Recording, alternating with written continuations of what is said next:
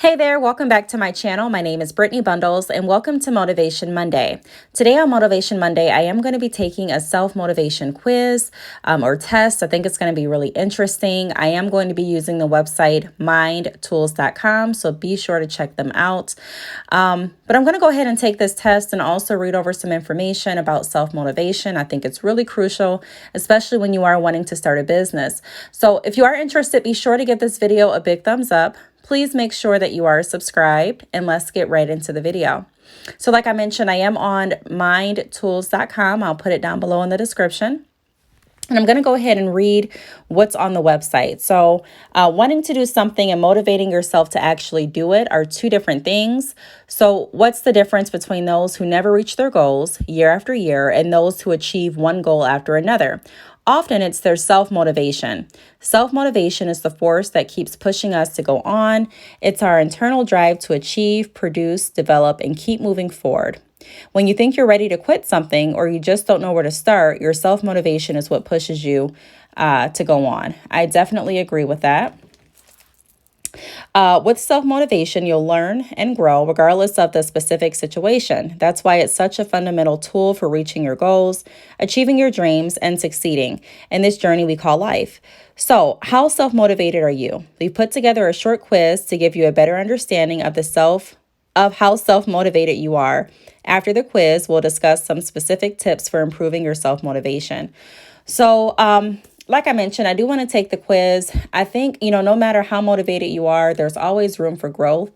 And your motivation can vary. It may not be the same day after day. One day you may feel very motivated and the next you may not.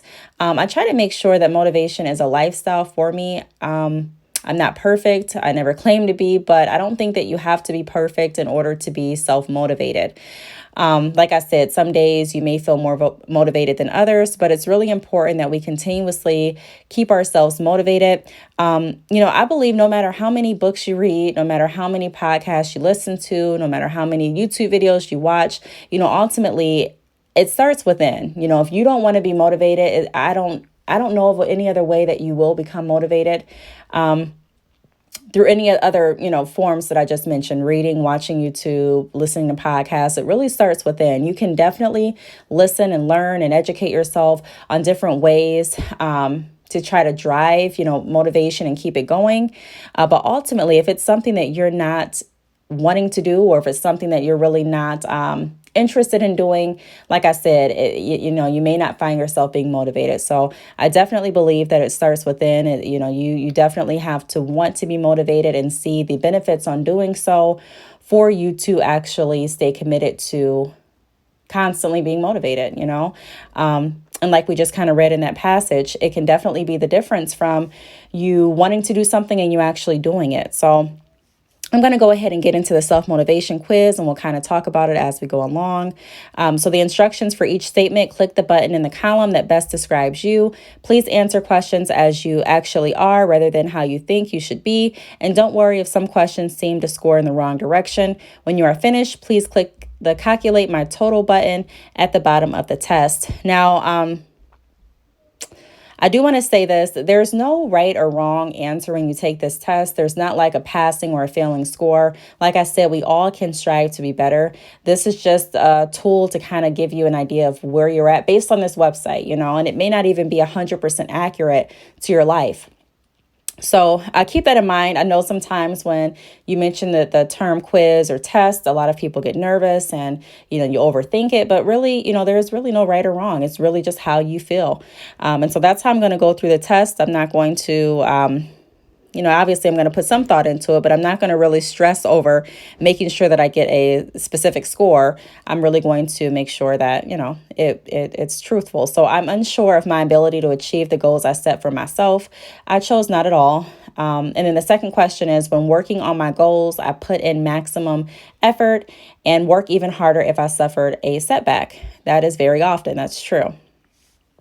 So the third question is, I regularly set goals and objectives to achieve my vision for life. So initially I read this question wrong when I was recording this my screen, and I put not at all, but it should have been very often because I do regularly set goals. I think positively about setting goals and making sure my needs are met. That's very often as well. I use rewards and consequences to keep myself focused. For example, if I finish my report on time, I allow myself to take a coffee break.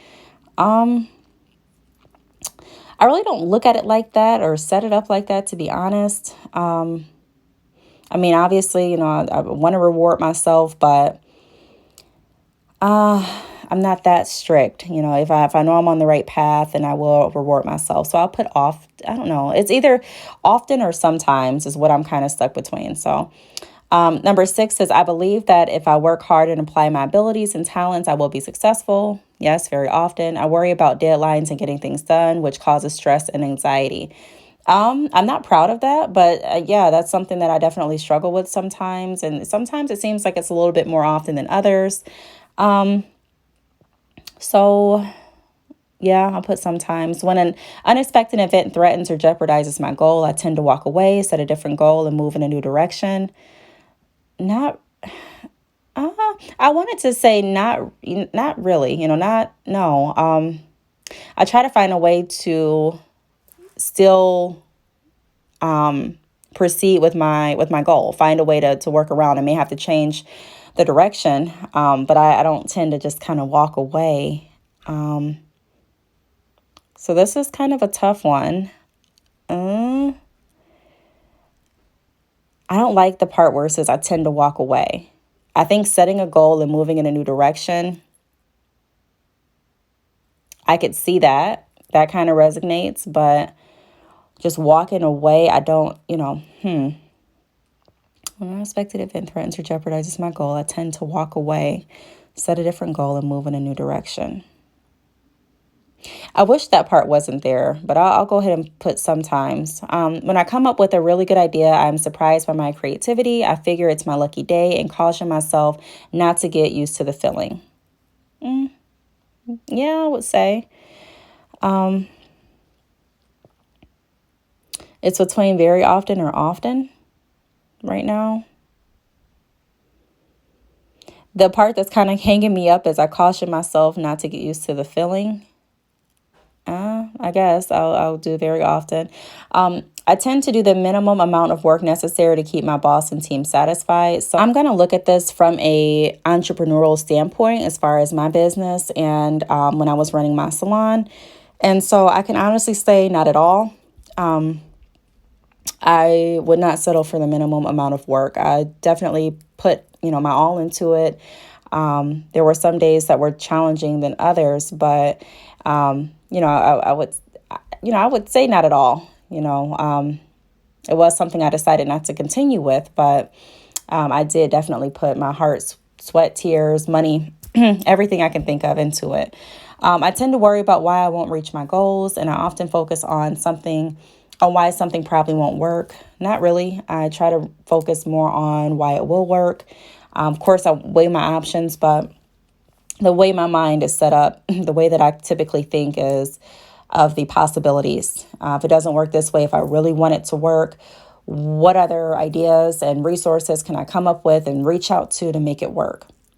I tend to worry about why I won't reach my goals, and I often focus on why something probably won't work. Yeah, I would say not at all. I create a vivid and powerful vision of my future success before embarking on a new goal. I would say very often. So I'm going to go ahead and select that. And then we're going to go ahead and calculate my total and see what it says. So just click calculate my total. At first, I thought I had to log in and create an account in order to see my score, but you really don't. The score is going to be like in a numerical form. So if you scroll up, it's going to say, your score is this number. So mine was 47.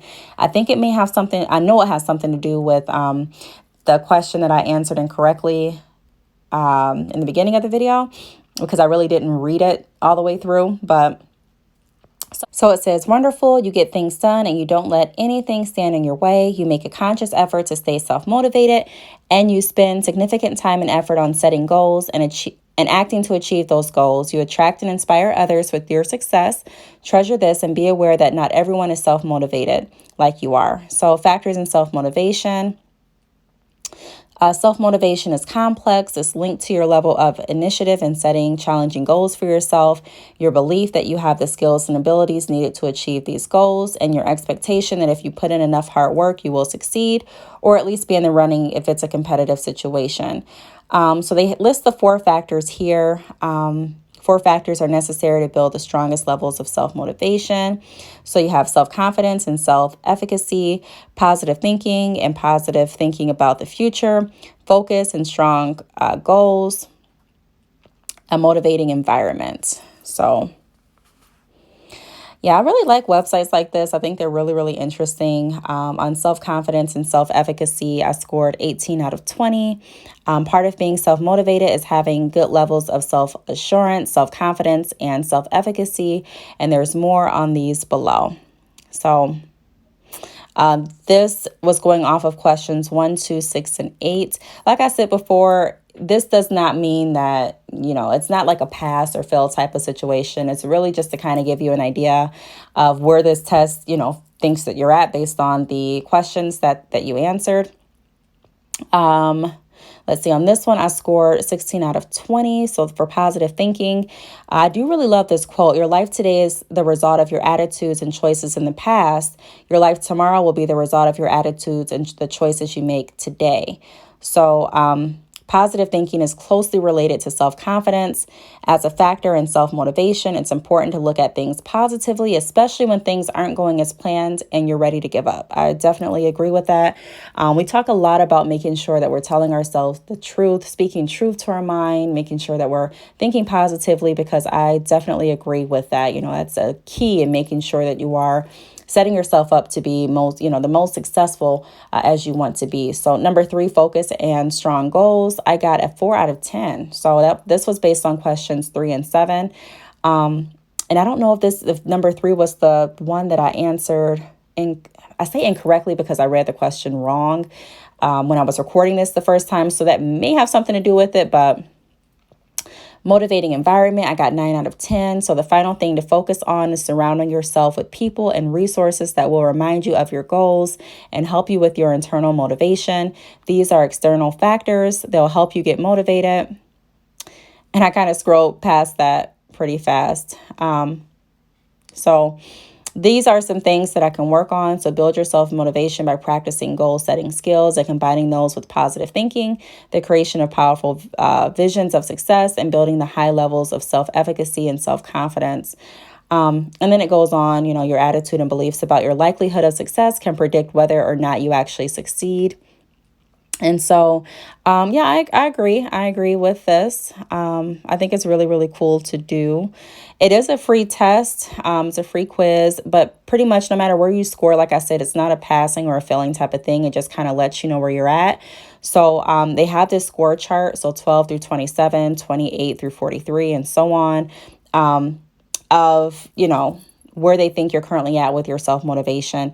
And then they have like different tools and different tips, kind of like what I just read on how you can improve your self-motivation, because I truly believe that motivation, it starts within. It really does. It has to be you wanting to be motivated, you wanting to, you actually wanting to see the value and the benefits of being motivated.